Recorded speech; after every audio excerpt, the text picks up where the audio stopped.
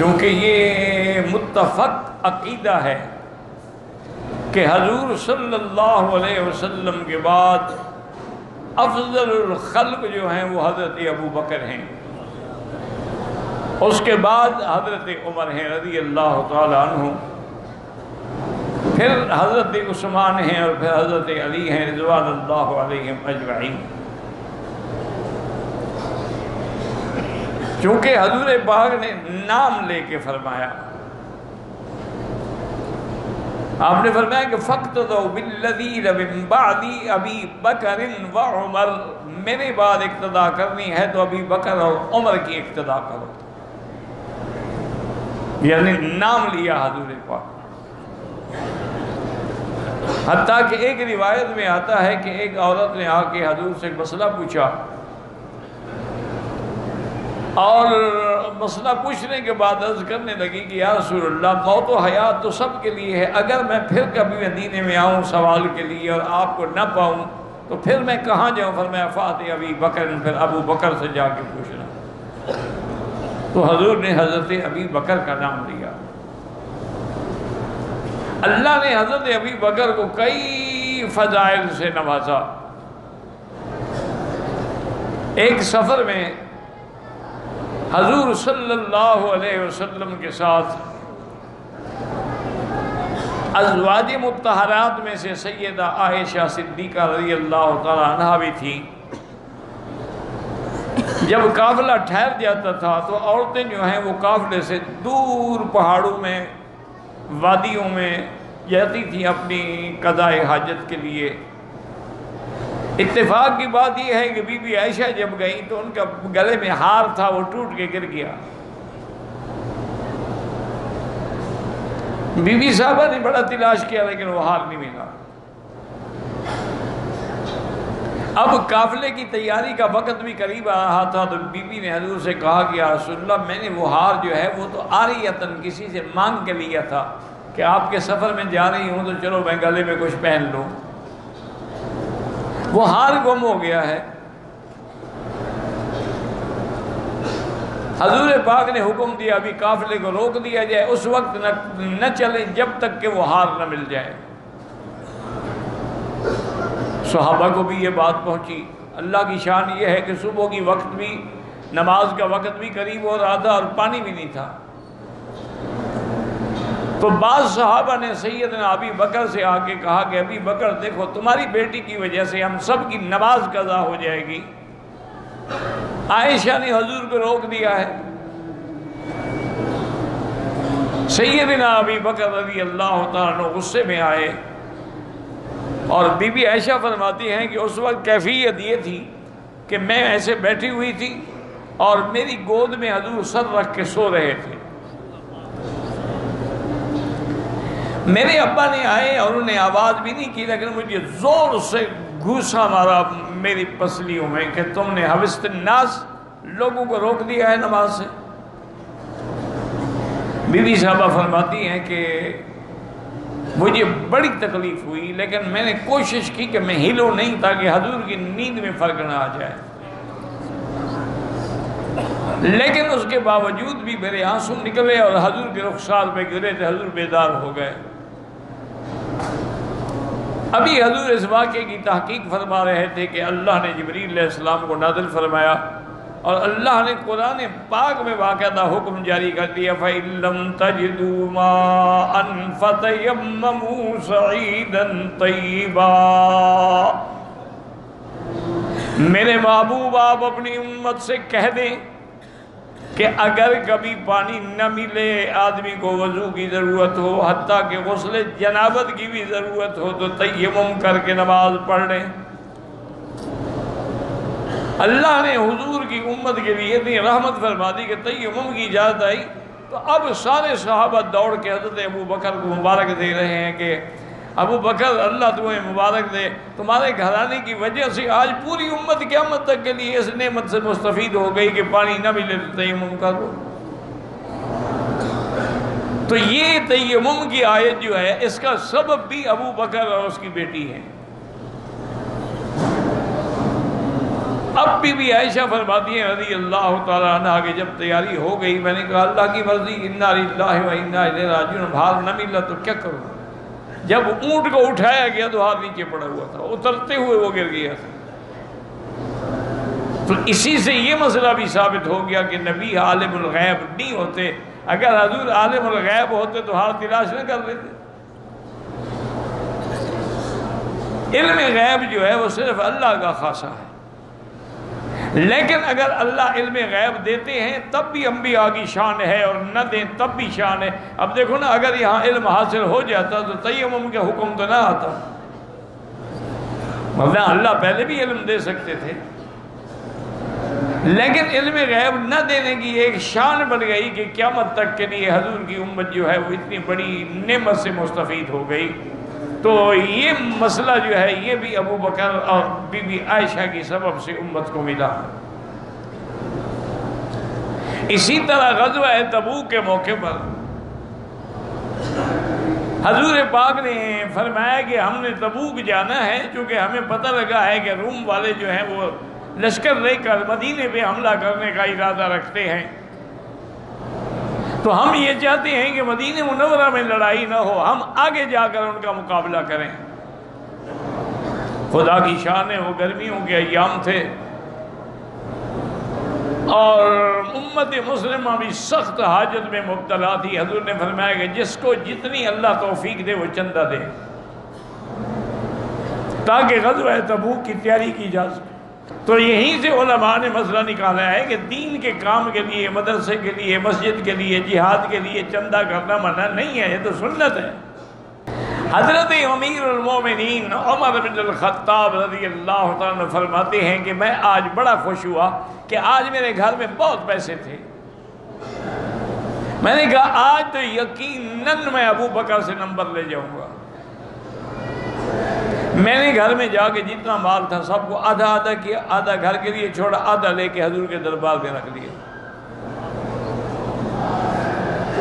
حضور پاک نے فرمایا عمر کیا لے کے آئے ہو؟ میں نے کہا یا رسول اللہ قسمت بین مالی، میں نے اپنے مال کو تقسیم کیا ہے، آدھا گھر چھوڑا ہے، آدھا دربار میں لے آیا ہوں۔ آپ بڑے خوش ہوئے، دعائیں دیں۔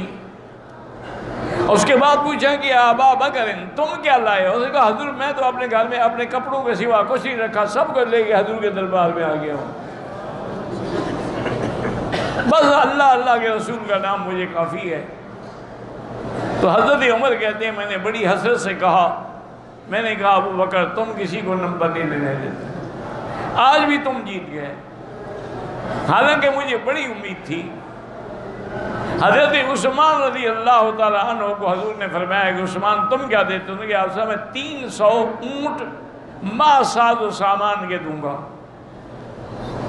اور میں اور بڑھاؤ۔ انہوں نے کہا حضور میں اور 300 اونٹ دوں گا۔ آپ نے فرمایا اور بڑھاؤ۔ انہوں نے کہا حضور میں اور 300 اونٹ دوں گا۔ 900 اونٹ اس زمانے میں، اور ما اہلا سے اکتابیا سارے ساز و سامان کے ساتھ۔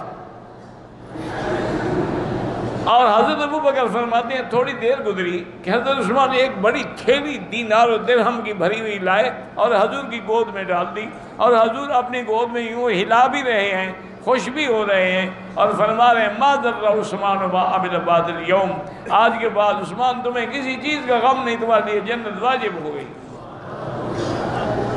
لیکن 900 اونٹ کے مقابلے پر اپنا سب کچھ لٹا دو، یہ مقام ابو بکر کو ملا رضی اللہ تعالی عنہ وارضا، اور کسی کو یہ مقام نہیں ملا۔ اسی طرح یاد رکھیں کہ میرے آقا کی وفات کے بعد کچھ قبائل نے زکوٰۃ دینے سے انکار کر دیا۔ جب آپ کے لوگ گئے نا زکوٰۃ لینے کے، انہوں نے کہا ہم زکوٰۃ کیوں دیں؟ اللہ نے قرآن میں حکم دیا ہے نبی کو کہ زکوٰۃ لیں، خذ من اموالہم صدقۃ تطہرہم بہا وزکیہم بہا وصلی علیہم، کہ آپ ان کا مال لے کے پاک کریں، ان کے لیے دعا کریں۔ اب جب نبی فوت ہو گئے ہم کیوں دیں؟ انہوں نے اس تعویل سے، قرآن پاک میں یہ تحریف و تعویل ہمیشہ باطل فرقے کرتے ہیں۔ اب جیسے دیکھیں نا قرآن میں ربوہ کا نام 2 مقام پر ہے، قادیان نے کہا ہمارے رب کا قرآن کے اندر ذکر ہے، وہ اللہ کے بندے بھی عیسیٰ علیہ السلام کے زمانے کا قصہ ہے، قادیانی کا تو دادی بھی پیدا نہیں ہوئی ہوگی، لیکن جھوٹے کا کیا علاج؟ اب جناب یہ ہوا کہ حضرت ابو بکر کو اطلاع ملی کہ فلاں قبیلے میں زکوٰۃ دینے سے انکار کر دیا۔ آپ آگے آئے، آپ نے خطبہ پڑھا، خطبہ پڑھنے کے بعد آپ نے فرمایا کہ لوگوں سن لو، جو شخص بھی زکوٰۃ کا انکار کرے گا میں اس کے ساتھ قتال کروں گا اور میں اس کے خلاف جہاد کا حکم دوں گا۔ حضرت عمر آگے آئے، انہوں نے کہا ابو بکر کیا کہہ رہے ہو یا خلیفۃ رسول اللہ، کیا کہہ رہے ہو؟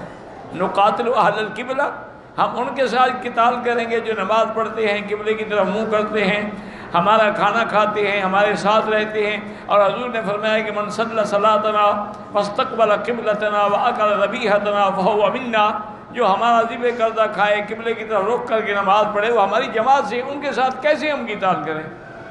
زکوٰۃ کا انکار کریں، وہ بھی تعویل سے کر رہے ہیں۔ حضرت ابی بکر غصے میں آئے اور اپنا مکہ بنا کے عمر کے سینے میں زور سے مارا، گھونسا مارا اور کہا کہ اجبار فی الجاہلیت و خوار فی الاسلام، عمر زمانے جاہلیت میں تو بڑا بہادر بندہ تھا، مسلمان ہو کے تو کمزور ہو گیا۔ واللہ لا اقاتلن، مجھے خدا کی قسم ہے میں قتال کروں گا۔ لو منعونی اکالا لقاتلتموہ، اگر ایک زکوٰۃ میں رسی دیتے تھے نا وہ بھی نہیں دیں گے تو میں قتال کروں گا۔ حضرت عمر کہتے میں ہٹ گیا، میں جا کے دیوار سے ٹیک لگا کے بیٹھ گیا اور سوچنے لگا کہ اب کیا کروں، ابو بکر کا ساتھ دوں نہ دوں؟ کہتے ہیں ثم انشرح اللہ صدری کما شرح صدر ابی بکر، اللہ نے میرا سینہ بھی کھول دیا جیسے ابو بکر کا سینہ کھول دیا۔ مجھے بھی بات سمجھ آ گئی کہ ابو بکر سچ کہتا ہے، آج اگر کوئی زکوٰۃ کا انکار کرے اور ہم خاموش ہو جائیں، کل کوئی نماز کا انکار کر دے گا۔ جیسے آج کل دیکھیں آغا خانی ہیں، انہوں نے نماز کا انکار کیا ہوا ہے، اور کئی فرقے ہیں، بعد میں 5 کی 2 بنا لی، بعد میں ساری معاف کر دی۔ تو حضرت عمر کہتے ہیں میرے دماغ میں بات آ گئی، میں نے کہا کہ ابو بکر، میں آگے آیا اور میں نے کہا ابو بکر واللہ مجھے خدا کی قسم ہے میں تیری قیادت میں ایک سپاہی بن کے لڑوں گا، تو حق پر ہے۔ ہمیں بات سمجھ نہیں آ رہی تھی۔ تو یہ منکرین زکوٰۃ جو ہے، چونکہ انکار زکوٰۃ جو ہے قرآن کا انکار ہے اور ارتداد مرتد ہے، اور مرتد کی سزا قتل ہے۔ تو یہ منکرین زکوٰۃ کے ساتھ جو مقابلہ تھا وہ بھی حضرت ابو بکر کی شان ہے۔ حضور کے زمانے میں بھی، اس کے بعد بھی کچھ نبی جھوٹے پیدا ہوئے، مسیلمۃ الکذاب، اسود العنسی، طلیحہ، اسی طرح ایک عورت تھی سجاحہ اس کا نام تھا، اس نے بھی کہا میں نبی ہوں۔ یہ جھوٹے نبی پیدا ہوئے، جیسے آپ کے یہاں مسیلمۃ الپنجاب ہے، اس وقت مسیلمۃ الکذاب تھا۔ تو ان منکرین ختم نبوت سے جہاد جو ہے وہ حضرت عمر نے کیا، حضرت ابو بکر نے کیا۔ پہلا لشکر حضرت اسامہ کی قیادت میں بھیجا اور تمام منکرین ختم نبوت کی طاقت کو ختم کر دیا، قتل کر دیا، مٹا ڈالا، ان کا نام و نشان بھی ختم ہوا۔ تو منکرین نبوت کے خلاف جہاد کرنے والا بھی ابو بکر ہے رضی اللہ تعالیٰ عنہ۔ اسی طرح یاد رکھیں کہ سیدنا ابی بکر رضی اللہ تعالیٰ عنہ کو اللہ نے یہ مقام اور یہ عظمت دی تھی کہ حضور نے اعلان فرمایا تھا کہ لا تبقین باب فی المسجد الا خوخۃ ابی بکر، مسجد نبی میں تمام دروازے بند کر دو، صرف ابو بکر کا دروازہ کھلا رہے۔ اللہ کی شان دیکھو، 1400 سال گزر گئے، آج بھی ابی بکر صدیق کا دروازہ کھلا ہوا ہے، کیونکہ حضور نے جو حکم دیا تھا کہ یہ کھلا رہے۔ تو یہ مقام جو ہے یہ بھی حضرت ابی بکر کو ملا ہے رضی اللہ تعالی عنہ وارضاہ۔